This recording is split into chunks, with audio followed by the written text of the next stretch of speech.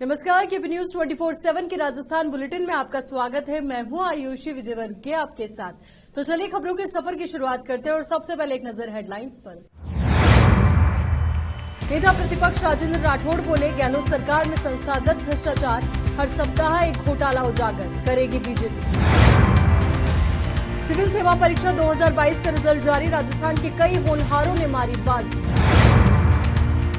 राजस्थान में वापसी की रणनीति बनाने में जुटी कांग्रेस, कर्नाटक फॉर्मूले पर सीएम गहलोत का पहला कदम। उदयपुर में राज्य स्तरीय कला महोत्सव की शुरुआत, आदिवासी बच्चों ने जमाया राजस्थानी लोक नृत्य का रंग। उदयपुर और जयपुर के बीच जल्द चलेगी वंदे भारत एक्सप्रेस, राजस्थान के 3 बड़े शहरों को करेगी कनेक्ट।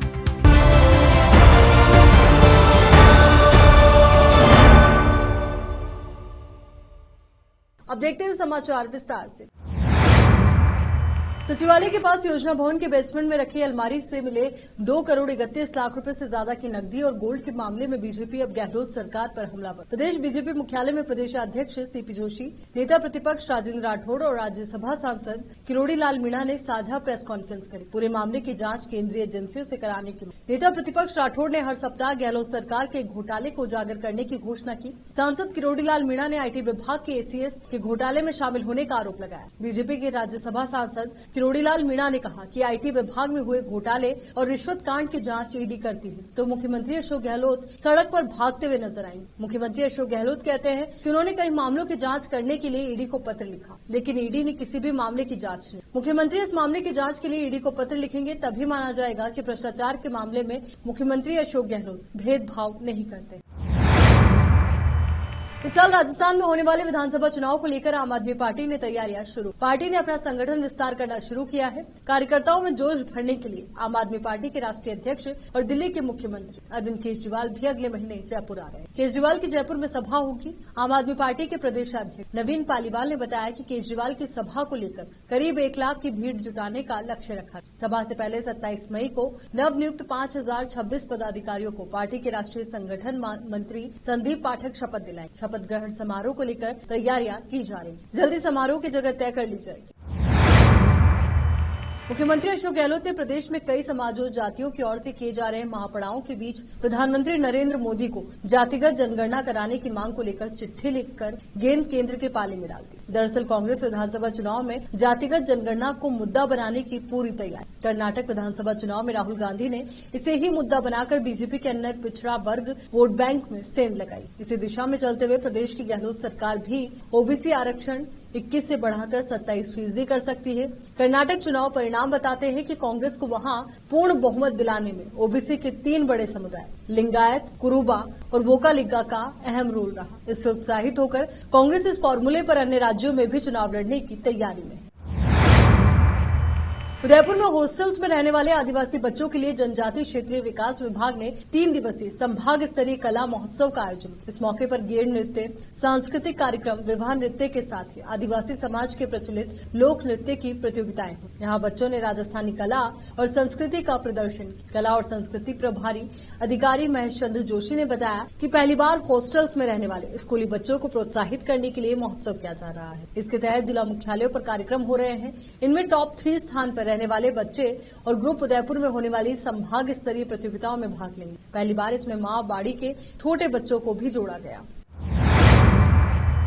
लेक सिटी के नाम से मशहूर राजस्थान के उदयपुर में पर्यटन को एक और पंख लगने वाला है। जल्द ही उदयपुर को वंदे भारत एक्सप्रेस ट्रेन की सौगात मिलने वाली। सूत्रों के अनुसार आगामी दिसंबर महीने में उदयपुर से जयपुर के बीच Udaipur city Vande Bharat express train चलाई जा सकती है। वंदे भारत एक्सप्रेस उदयपुर से प्रतिदिन सुबह 5:55 पर रवाना होगा। सुबह 6:27 पर मावली, 7:22 पर चंदेरिया, 8:55 पर बूंदी, 9:23 पर कोटा और 10:25 पर सवाई माधोपुर, 11:13 पर निवाई से होते हुए दोपहर के 12:10 पर दुर्गापुरा जयपुर पहुंचेगी। इसी तरह दुर्गापुरा जयपुर से दोपहर के 3:45 पर रवाना होकर शाम 4:23 पर निवाई, 5:05 पर सवाई माधोपुर, 6:10 पर कोटा, 6:43 पर बूंदी, 8:20 पर चंदेरिया, 9:15 पर मावली और रात के 10 बजे उदयपुर पहुंचेगी।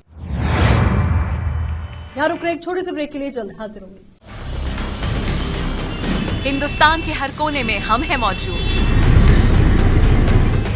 24 घंटे हालात पर गहरी नजर,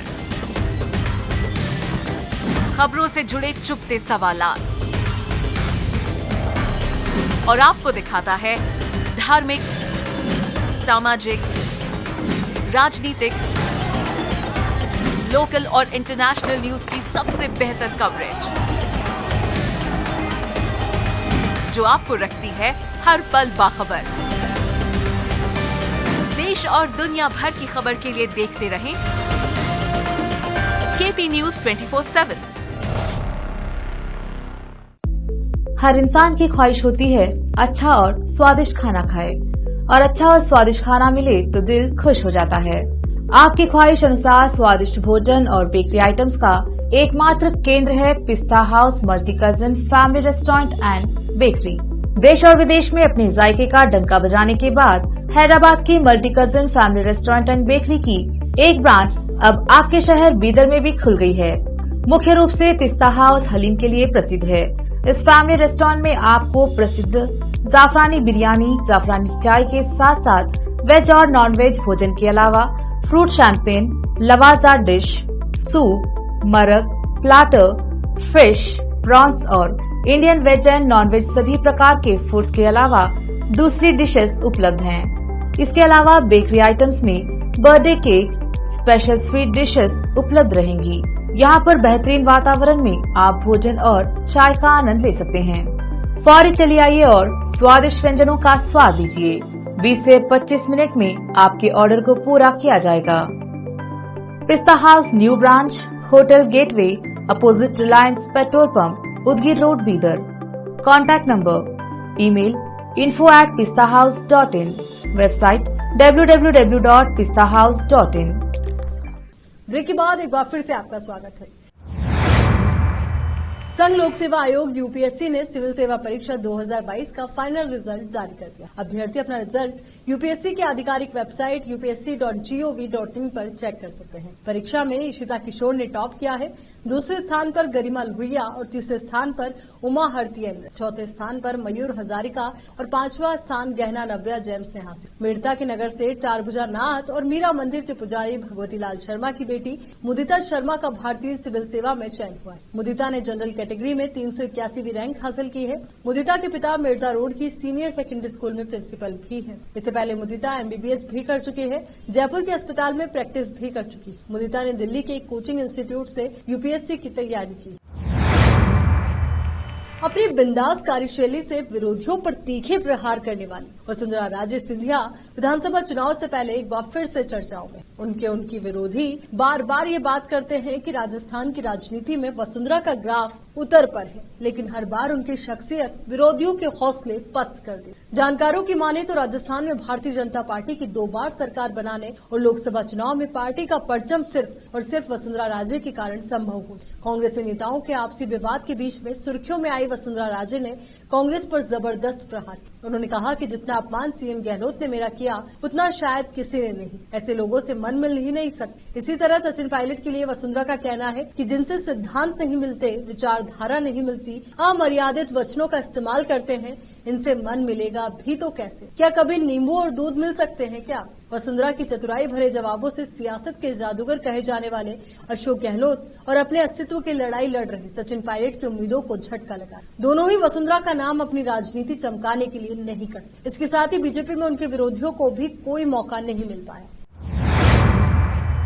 मोदी सरकार के 9 साल पूरे होने वाले हैं और इधर राजस्थान में 6 महीने बाद दिसंबर में विधानसभा चुनाव है। ऐसे में बीजेपी इसे पूरे मौके को भुनाएगी। इसी कड़ी में प्रदेश के हर वोटर तक पहुंचने के लिए बीजेपी की ओर से एक्शन प्लान तैयार किया जा रहा है। इस एक्शन प्लान में बीजेपी हर घर तक पहुंचेगी। इसके अलावा ब्रांडिंग के लिए इस बार सोशल मीडिया इन्फ्लुएंसर को मैदान में उतारेगी। दरअसल मंगलवार को भारतीय जनता पार्टी की ओर से शहर और देहात जिले की कार्य समिति की बैठक मंगलवार को जोधपुर इंडस्ट्रीज एसोसिएशन जोधपुर में आयोजित की। इस बैठक में केंद्रीय जल शक्ति मंत्री गजेंद्र सिंह शेखावत समेत कई पदाधिकारी मौजूद रहे। इस बैठक से पूर्व शेखावत ने मीडिया से बातचीत के दौरान कहा कि मोदी सरकार के 9 साल पूरे हो रहे हैं। इस दौरान सरकार ने जो योजनाएं चलाई है और जो फैसले जनहित में लिए हैं उनको जनता के बीच पहुंचाया जाए और इसकी शुरुआत पीएम मोदी अजमेर से कर सकते हैं। Union public service commission UPSC mains परिणाम मंगलवार को जारी कर दिए। जोधपुर और मारवाड़ के कई होनहार इसमें सफलता प्राप्त कर चुके हैं। जोधपुर जिले के नोखड़ा गांव के रहने वाले जयंत आसिया ने 388वीं रैंक हासिल की है, जबकि जोधपुर मूल के ही अटिया कला गांव के रहने वाले लोकेश चौधरी ने 669वीं रैंक हासिल की है। जय नारायण व्यास विश्वविद्यालय में रिटायर्ड प्रोफेसर अरविंद परिहार के पुत्र अभिषेक ने 906वीं रैंक हासिल की है। जयंत के पिता सरकारी स्कूल में शिक्षक हैं और उनकी माता गृहिणी। उन्होंने ये उपलब्धि अपने पहले ही प्रयास में हासिल की है। उनके परिवार में सभी शिक्षा से जुड़े हुए हैं। बड़ा भाई भी सिविल सेवा की परीक्षा की तैयारी कर रहा है। उन्होंने परिवार से अलग रहकर जयपुर और जोधपुर में तैयारी की। फिलहाल छत्तीसगढ़ में आईबी इंस्पेक्टर के पद पर कार्यरत है। अधिवक्ता सवाईदान चारण ने बताया कि उनके चयन की खबर मिलते ही गांव में खुशी की लहर छा गई। लोगों ने फूल मालाओं से लाद दिया और कंधे पर बैठाकर गांव में घुमाया। चलिए एक बार फिर से नजर डालते हैं हेडलाइंस पर। नेता प्रतिपक्ष राजेंद्र राठौड़ बोले, गहलोत सरकार में संस्थागत भ्रष्टाचार, हर सप्ताह एक घोटाला उजागर करेगी बीजेपी। सिविल सेवा परीक्षा 2022 का रिजल्ट जारी, राजस्थान के कई होनहारों ने मारी बाजी। राजस्थान में वापसी की रणनीति बनाने में जुटी कांग्रेस, कर्नाटक फॉर्मूले पर सीएम गहलोत का पहला कदम। उदयपुर में राज्य स्तरीय कला महोत्सव की शुरुआत, आदिवासी बच्चों ने जमाया राजस्थानी लोक नृत्य का रंग। उदयपुर और जयपुर के बीच जल्द चलेगी वंदे भारत एक्सप्रेस, राजस्थान के 3 बड़े शहरों को करेगी कनेक्ट।